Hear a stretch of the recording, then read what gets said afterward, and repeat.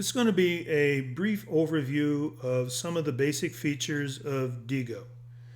Diigo is a very powerful online social bookmarking site with many capabilities. I'm going to only show you a few, but hopefully a sufficient number that you can get started.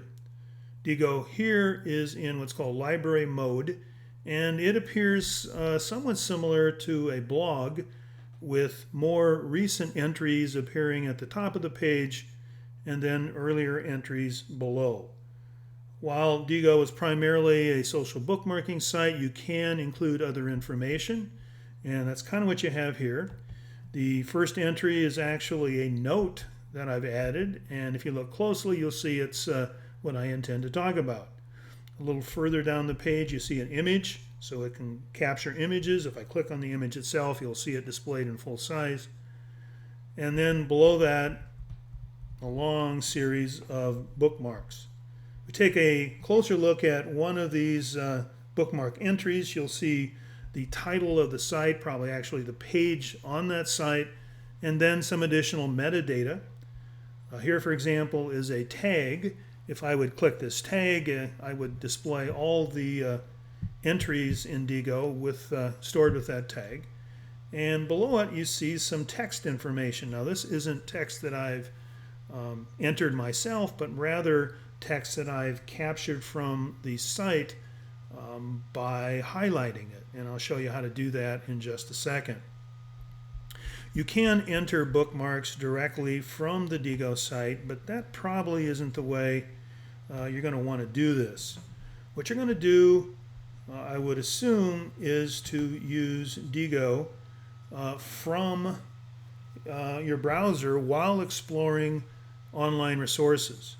And this is the Chrome browser, and it has been set up to do this by the addition of the Diigo extension. Now you can see an icon here that has been added along with the extension, and this adds additional capabilities to the browser that normally wouldn't be there.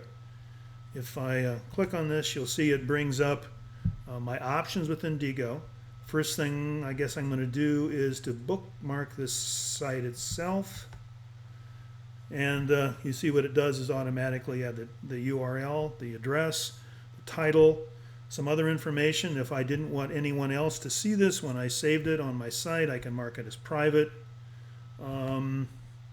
I can enter tags. I've been tagging things for this book resource page with GG6. This is about safety and responsibility, so I can add that. If I wanted to, I can also enter a description if I wanted to write one about this site.